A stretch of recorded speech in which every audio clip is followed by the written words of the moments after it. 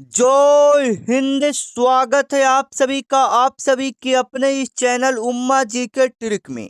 आज का आपका क्लास होने वाला है रेलवे ग्रुप डी का। मैं कहूंगा साथियों, अगर आपने तैयारी अभी तक नहीं किया है और चाहते हो कि आपका एक सीट इसमें पक्का हो जाए, आपका सिलेक्शन हो जाए, तो आज का यह वीडियो आपके लिए वरदान साबित होगा साथियों। इस वीडियो में आपको वही सवाल करवाएंगे जो सीधे आपके पेपर में एक एक सवाल आपको हूबहू देखने को मिलेगा। मैं आपको पहले बता दूं, आपके पेपर में टोटल 100 क्वेश्चन पूछा जाएगा। जो आपका एग्जाम होगा उसमें 100 क्वेश्चन पूछा जाएगा, जिसमें से साइंस का 25 क्वेश्चन पूछे जाएंगे। साइंस का कितना प्रश्न पूछा जाएगा? 25 सवाल पूछा जाएगा। उसके बाद करेंट अफेयर्स और जीके मिलाकर आपका 20 क्वेश्चन पूछा जाएगा। उसके बाद रीजनिंग का आपका 30 क्वेश्चन, सबसे ज्यादा रीजनिंग का इसमें रहता है, 30 क्वेश्चन आपका इसमें पूछेगा। ठीक है, इसी प्रकार से टोटल आपका 100 क्वेश्चन पूछा जाता है। तो आज का आपका पहला सवाल है साथियों, निम्नलिखित में से कौन सा विटामिन जल में घुलनशील है? बताओगे, आपके पेपर में सवाल बनेगा और यह जीके का सवाल है। हम सबसे पहले आपको करंट अफेयर्स और जीके के सवाल को करवा देते हैं, जो सीधे आपके पेपर में, यहाँ पर 20 सवाल आपके पेपर में बनेगा। 20 में से कम 18 सवाल आपको यहीं से देखने को मिलेगा। आप पहले बताओगे निम्नलिखित में से कौन सा विटामिन जल में घुलनशील है? आप बिल्कुल सही करके आओगे। विटामिन सी जो है जल में, यह बहुत आसानी से घुल जाता है, option number C. Vitamin D की बात करें तो यह सूरज की रोशनी से प्राप्त किया जाता है। आप याद रखिएगा, आपके पेपर में कई बार पूछा गया है, सूरज की रोशनी से कौन सा विटामिन प्राप्त होता है? Vitamin D. आप याद रखना, ठीक है। विटामिन ए से क्या होता है? विटामिन ए की कमी से कभी कभी पूछ देता है कि क्या होता है, तो विटामिन ए की कमी से आपका रतौंधी होता है। आप याद रखिएगा, विटामिन ए की कमी से कौन सा रोग होता है? रतौंधी होता है। ठीक है मेरे भाई, याद रखिएगा। आपके पेपर में यह सवाल हुबहू आपको देखने को मिलेगा। ठीक है, चलिए आपका सेकंड नंबर सवाल देखना, जो कि करंट अफेयर्स के सवाल हैं, आपके पेपर में पूछे जाएंगे। ठीक है ना, चलिए इसका जवाब देते चलिएगा। देखिए, सबसे पहले करंट अफेयर जीके का मिलाकर 20 सवाल आपको करवाएंगे। उसके बाद साइंस का 25 सवाल करवाएंगे। तो कोशिश करो कि 20 में से जो बच्चा 15 प्लस प्रश्न यहाँ पर सही कर देगा, यकीनन मानो उनका करंट अफेयर्स में अच्छा खासा जानकारी है। ठीक है, चलिए 2 नंबर आपका सवाल है कि इसरो द्वारा सूर्य के अध्ययन के लिए भेजे गए पहले भारतीय अंतरिक्ष मिशन का नाम क्या है? मतलब यहाँ पर कह रहा है सूर्य के अध्ययन के लिए, जानने के लिए अंतरिक्ष में भेजा गया मिशन का नाम क्या है? तो आदित्य एल 1 है। सूर्य पर जो भी भेजा गया है उसका नाम है आदित्य एल 1। आप याद रखिएगा, option number B. Option number B, जैसे में आपको पता होगा चंद्रयान चंद्रमा पर भेजा गया था, तो उसका नाम पड़ा था चंद्रयान 3, चंद्रयान 2, चंद्रयान 1। क्योंकि अभी तक 3 बार भेजा जा चुका है, तो तीनों का 1 2 3 करके नाम पड़ा है। उसी प्रकार से सूर्य पर भेजा गया है, उसका नाम है आदित्य एल 1। आदित्य एल 1 नाम है, आप याद रखना, आपके पेपर में सवाल बनेगा साथियों। ठीक है, चलो देखिएगा अगला नंबर सवाल काफी इंपॉर्टेंट है, करंट अफेयर्स के सवाल है, आपके पेपर में हुबहू ये सवाल आपको देखने को मिलेगा। भारत के सबसे लंबे समुद्री पुल अटल सेतु की कुल लंबाई कितनी है? आपके पेपर में सवाल बनेगा कि भारत का जो सबसे लंबा समुद्री पुल अटल सेतु है, उसका लंबाई कितना है? आप याद रखोगे 21.8 किलोमीटर, लगभग हम लोग 22 किलोमीटर में इसको ले सकते हैं। ठीक है, लगभग 21.8 किलोमीटर। ऑप्शन नंबर ए यहाँ पर आपको क्या करना है? बिल्कुल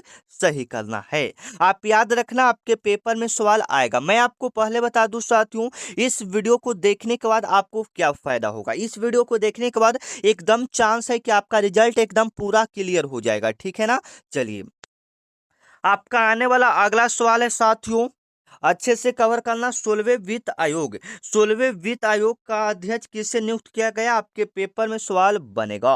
16वें वित्त आयोग का अध्यक्ष किसे नियुक्त किया गया? आप बिल्कुल सही करोगे मेरे भाई, डॉक्टर अरविंद पनगढ़िया को किया गया, ऑप्शन नंबर सी। ये सारे करंट अफेयर्स के सवाल हैं, आपके पेपर में सवाल इसी प्रकार से पूछे जाएंगे। 16वें वित्त आयोग का अध्यक्ष किसे नियुक्त किया गया है? डॉक्टर अरविंद पनगढ़िया को। चलिए आपका आने वाला अगला सवाल देखना, आपके पेपर में बनेगा। 2024 में बिहार के किस पूर्व मुख्यमंत्री को मरणोपरांत भारत रत्न से सम्मानित किया गया? आपके पेपर में पूछ रहा है कि 2024 में बिहार के किस पूर्व मुख्यमंत्री, वो पहले बिहार के मुख्यमंत्री रह चुके हैं, उनको मरने के बाद भारत रत्न से सम्मानित किया गया है। आप याद रखिएगा, जननायक कर्पूरी ठाकुर को, option number B. Option number B आप याद रखना, आपके पेपर में सवाल बनेगा जन नायक कर्पूरी ठाकुर को। चलिए, आपका 6 नंबर सवाल है, बिल्कुल अच्छे से कवर करोगे। रक्षा रक्षा अनुसंधान और विकास संगठन डीआरडीओ द्वारा विकसित मिशन दिव्य शास्त्र का संबंध किस मिसाइल तकनीकी से है? आप बिल्कुल सही करोगे। आप सही करोगे अग्नि 5 ऑप्शन नंबर सी। अग्नि 5 ऑप्शन नंबर सी आप बिल्कुल सही करना। आपके पेपर में यह सवाल हुबहू आपको देखने को मिलेगा। ठीक है साथियों, चलो आपका आने वाला अगला सवाल देखना। पुरुष T20 विश्व कप 2024 का खिताब किस देश के क्रिकेट टीम ने जीता है? आपके पेपर में सवाल आएगा। आप बिल्कुल सही करोगे, भारत ने जीता है पुरुष T20 विश्व कप 2024 का खिताब किस देश की क्रिकेट टीम ने जीता है? तो भारत ने। Option number C. Option number C यहाँ पर आप बिल्कुल सही करोगे। चलिएगा, आपका आने वाला अगला सवाल है, यूनेस्को की विश्व धरोहर सूची में शामिल धोएसेल के पवित्र मंदिर समूह भारत के किस राज्य में स्थित है? आपके पेपर में पूछेगा, यूनेस्को की विश्व धरोहर सूची में शामिल होयसल के पवित्र मंदिर समूह भारत के किस राज्य में स्थित है? आप बिल्कुल सही करोगे, Karnataka. Option number B. Option number B यहाँ पर आप बिल्कुल सही करोगे, कर्नाटक। ऑप्शन नंबर बी आपका यहाँ पर क्या हो जाएगा? बिल्कुल करेक्टेड हो जाएगा, आप याद रखना। चलो, आपका आने वाला अगला सवाल है साथियों, आपके पेपर में आएगा, ब्रिक्स समूह में हाल ही में नए देश शामिल किए गए निम्नलिखित में से किस देश ने इसका सदस्य बनने से इनकार कर दिया था? आपके पेपर में पूछा जाएगा कि जैसे ब्रिक्स है, इसमें नए देश शामिल किया गया, लेकिन वो शामिल होने से मना कर दिया। उसका नाम क्या है बाबू? बताओगे आप लोग। सबसे पहले बी का मतलब भारत, आर का मतलब रूस, आई का मतलब क्या हो जाएगा? आई का मतलब इंडोनेशिया सर, ठीक है। सी का मतलब चाइना हो जाएगा, ठीक है। एस का मतलब साउथ अफ्रीका, ठीक है। इस प्रकार से इसका मतलब होता है, ठीक है। तो कौन सा देश इसमें शामिल होने के लिए मना कर दिया? तो अर्जेंटीना। किसने मना कर दिया? Argentina. Option number C. Option number C आप बिल्कुल सही करोगे, आपके पेपर में सवाल बनेगा। चलिएगा, आपका आने वाला अगला सवाल है, जैन धर्म का पवित्र प्रसिद्ध तीर्थ स्थल जल मंदिर जो संगमरमर से बना है, बिहार के किस स्थान पर स्थित है? आपके पेपर में बनेगा, जैन धर्म का प्रसिद्ध तीर्थ स्थल जल मंदिर जो संगमरमर से बना है, बिहार के किस स्थान पर स्थित है? आप बिल्कुल सही करोगे, पावापुरी।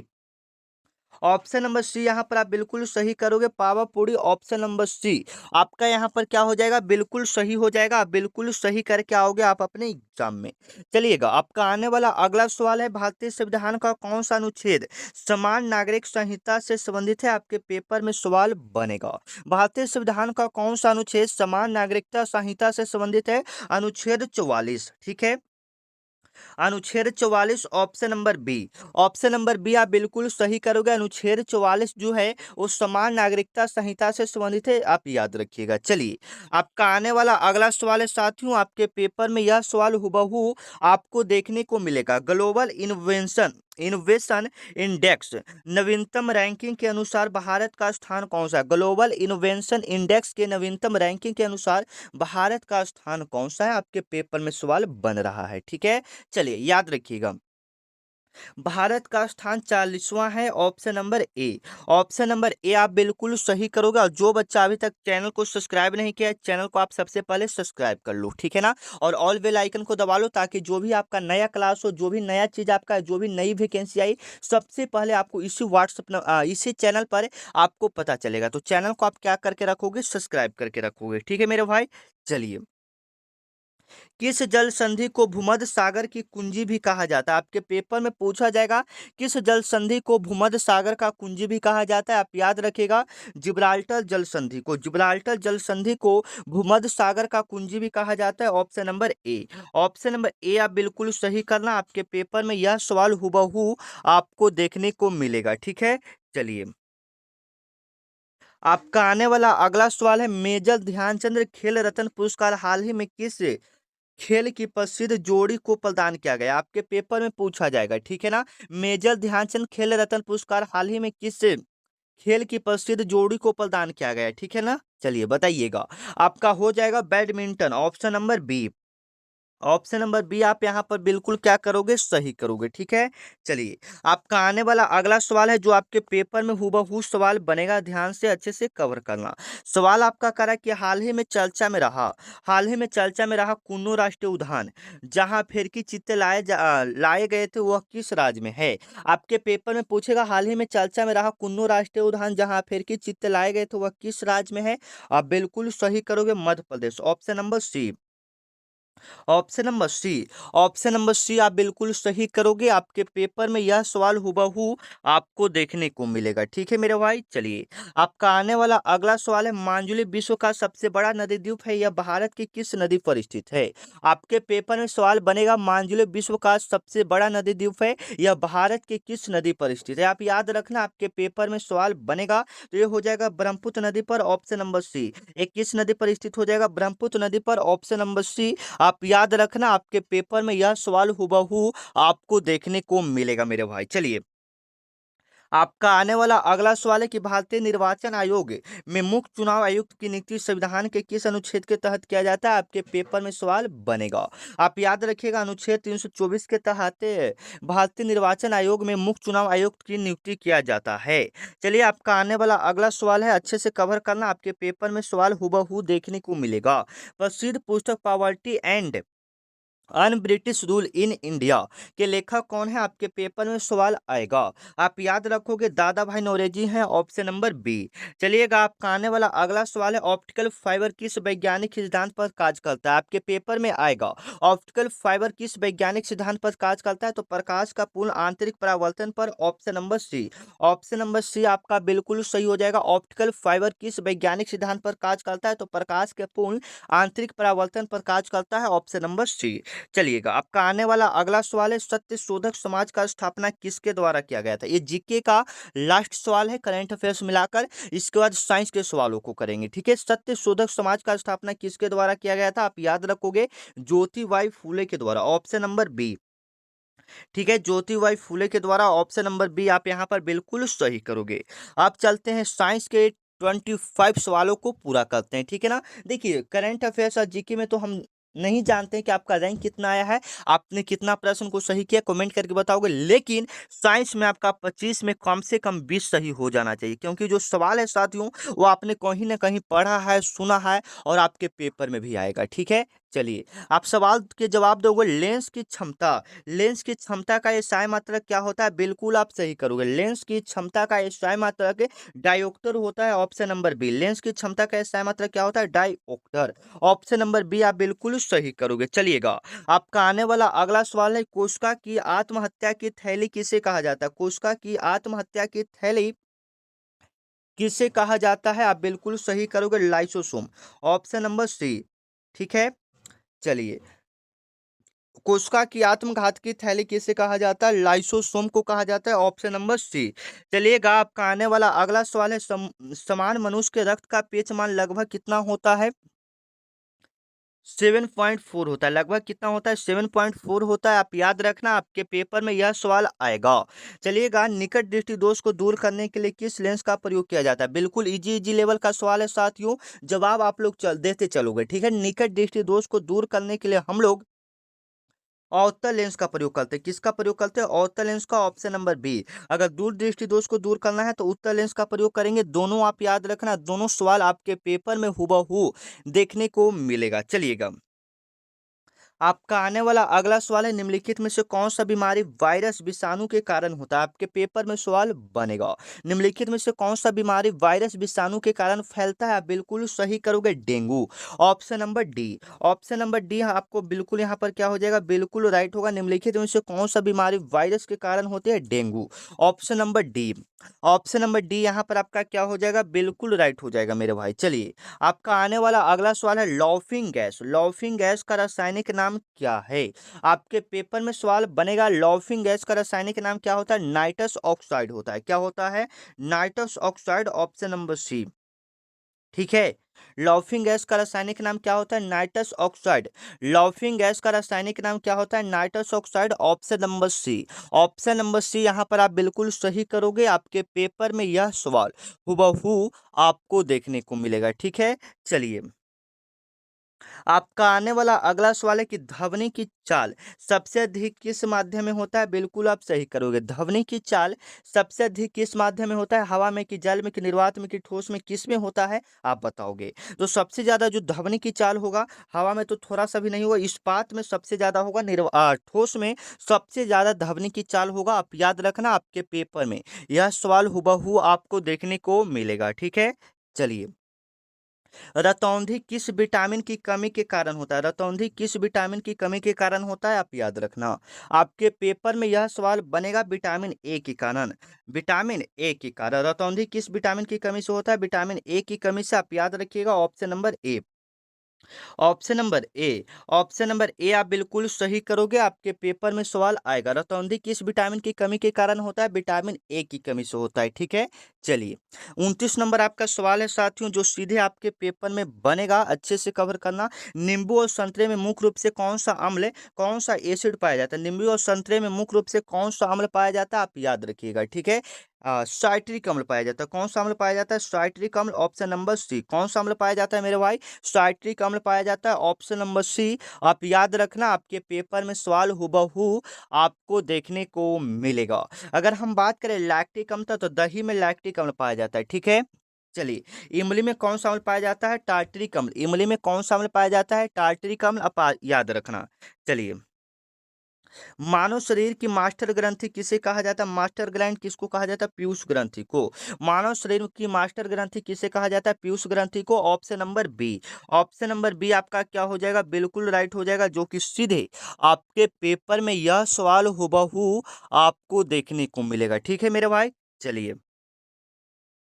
आपका आने वाला अगला सवाल है, विद्युत धारा को मापने के लिए किस उपकरण का प्रयोग किया जाता है? विद्युत धारा को मापने के लिए किस उपकरण का प्रयोग किया जाता है? याद रखिएगा, अमीटर। ऑप्शन नंबर सी। विद्युत धारा को मापने के लिए किसका प्रयोग किया जाता है? अमीटर। Option number C. आप यहां पर बिल्कुल सही करोगे, आपके पेपर में यह सवाल हुबहू आपको देखने को मिलेगा। चलिएगा, आपका आने वाला अगला सवाल है, कौन सी एकमात्र धातु कमरे के तापमान पर तरल अवस्था में पाया जाता है? कौन सा ऐसा धातु है जो कमरे के तापमान पर तरल अवस्था में पाया जाता है? याद रखिएगा, पारा। क्या हो जाएगा? पारा मरकरी। Option number B. पारा मरकरी हो जाएगा। ऑप्शन नंबर बी आप बिल्कुल सही करोगे, आपके पेपर में यह सवाल हुबहू आपको देखने को मिलेगा। कौन सा धातु कमरे के तापमान पर तरल अवस्था में पाया जाता है? मरकरी, पारा, याद रखना। चलिए, आपका आने वाला अगला सवाल है, सर्वदाता रक्त समूह कौन सा है?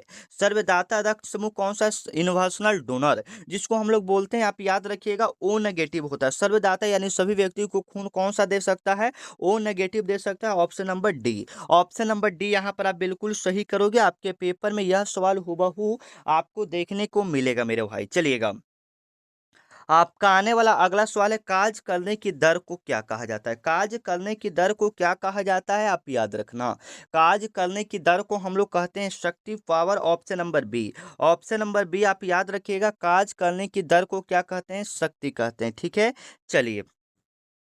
आपका आने वाला अगला सवाल है, इलेक्ट्रॉन का खोज किस वैज्ञानिक ने किया था? इलेक्ट्रॉन का खोज किस वैज्ञानिक ने किया था? आप याद रखना, इलेक्ट्रॉन का खोज किस वैज्ञानिक ने किया था? J J Thomson. Option number A. Electron का खोज किस वैज्ञानिक ने किया था? J J Thomson. Option number A. Option number A आप याद रखना, आपके पेपर में यह सवाल आपको हुबहू देखने को मिलेगा। इलेक्ट्रॉन का खोज जे जे थॉमसन ने किया था। ठीक है, चलिए। टमाटर का लाल रंग किस वर्णक के कारण होता है? टमाटर का लाल रंग किस वर्णक के कारण होता है, बताओगे आप? टमाटर का लाल रंग किसके कारण होता है? एंथोसाइनिन के कारण होता है। Option number B. एंथोसाइनिन के कारण होता है। Option number B. टमाटर का लाल रंग किसके कारण? एंथोसाइनिन के कारण होता है। ऑप्शन नंबर बी आप यहाँ पर बिल्कुल सही करोगे। ठीक है, चलो। भारी जल का रासायनिक सूत्र क्या होता है? D2O होता है। भारी जल का रासायनिक सूत्र ड्यूटेरियम ऑक्साइड होता है, जिसको शॉर्ट में D2O भी बोलते हैं। ठीक है, चलिए। आपका आने वाला अगला सवाल है, पृथ्वी के केंद्र पर गुरुत्वीय त्वरण जी का मान कितना होता है? पृथ्वी के केंद्र पर गुरुत्वीय त्वरण जी का मान कितना होता है? आप बताओगे। शून्य होता है। कितना होता है मेरे भाई? शून्य होता है। ऑप्शन नंबर सी आप याद रखना। चलिए, 39 नंबर आपका सवाल है कि मानव शरीर में पित्त रस जो वाइल्ड जूस का निर्माण होता है वो कहाँ होता है। बिल्कुल आप सही करोगे, पित्त रस का निर्माण आपका यकृत लिवर में होता है, ऑप्शन नंबर बी। इसका निर्माण कहाँ में होता है, यकृत लिवर में, ऑप्शन नंबर बी आप बिल्कुल सही करना। आपके पेपर में यह सवाल हुबहू आपको देखने को मिलेगा। चलिए, बेकिंग सोडा का रासायनिक नाम क्या होता है, बताओगे। बेकिंग सोडा का रासायनिक नाम क्या होता है, सोडियम बाइकार्बोनेट होता है, option number B sodium bicarbonate. Baking soda का रासायनिक नाम क्या होता है, सोडियम बाइकार्बोनेट होता है, ऑप्शन नंबर बी। चलिएगा, आपका आने वाला अगला सवाल है, अत्यधिक उच्च तापमान मापने के लिए किस यंत्र का प्रयोग किया जाता है। अगर आपको तापमान मापना है तो किसका प्रयोग करेंगे, थर्मामीटर का करेंगे। नहीं, थर्मामीटर का समान तापमान मापने के लिए किया जाता है। उच्च तापमान है, जैसे में लावा का नापना है, तो ये सब पाइरोमीटर का प्रयोग करते हैं। किसका प्रयोग करते हैं, पाइरोमीटर। पाइरोमीटर, ठीक है। चलिए, आपका आने वाला अगला सवाल है कि मानव शरीर की सबसे लंबी हड्डी कौन सा, आपके पेपर में बनेगा। मानव शरीर की सबसे लंबी हड्डी का नाम है फीमर। सॉरी, सबसे लंबी हड्डी का नाम क्या हमने बताया, फीमर। और सबसे छोटी हड्डी का नाम हो जाएगा स्टेपिज। दोनों आप याद रखना, दोनों सवाल आपके पेपर में बनेगा। पीतल किन दो धातुओं का मिश्रण है, पीतल किन दो धातुओं का मिश्र धातु है, याद रखिएगा, तांबा और जस्ता, option number B. Option number B आप बिल्कुल सही करोगे, तांबा और जस्ता। पीतल किन दो धातुओं का मिश्र धातु है, तांबा और जस्ता, option number B. Option number B आप यहाँ पर बिल्कुल सही करोगे। आपके पेपर में यह सवाल हुबहू आपको देखने को मिलेगा। न्यूटन के गति के प्रथम नियम को किस नाम से जाना जाता है, याद रखिएगा, न्यूटन के गति के प्रथम नियम को और किस नाम से जाना जाता है, याद रखना। जड़त्व के नियम से भी जानते हैं, ऑप्शन नंबर ए। न्यूटन के प्रथम नियम को और किस नियम नाम से जानते हैं, जड़त्व के नियम के नाम से जानते हैं, आप याद रखिएगा। चलिए, 45 नंबर आपका सवाल है साथियों, मांसपेशियों में ऑक्सीजन की कमी होने पर ग्लूकोज किस में परिवर्तित हो जाता है जिससे थकान होती है, बताओगे। मांसपेशियों में ऑक्सीजन की कमी होने पर ग्लूकोज किस में परिवर्तित हो जाता है जिससे आपको थकान होता है, तो आप याद रखोगे लैक्टिक अम्ल हो जाता है। किस में बदल जाता है, लैक्टिक अम्ल में, जिसके कारण आपको थकान होता है, option number B. Option number B आपका बिल्कुल करेक्टेड हो जाएगा मेरा भाई, याद रखना, आपके पेपर में सवाल आएगा। ठीक है, चलिए मिलते हैं नेक्स्ट वीडियो में। तब तक के लिए अगर आपने टेलीग्राम ग्रुप को ज्वाइन नहीं किया, उधर जाइए, टेलीग्राम चलाते हैं तो उधर जाकर सर्च मारिए उम्मा जी के ट्रिक, या डिस्क्रिप्शन में भी इसका लिंक दिया है, आप जैसे चाहो वैसे ज्वाइन कर सकते हो। ठीक है, चलिए, बाकी इसका पीडीएफ आपको डाल दिया जाएगा ग्रुप में, टेलीग्राम ग्रुप में। तब तक के लिए जय हिंद, वंदे मातरम।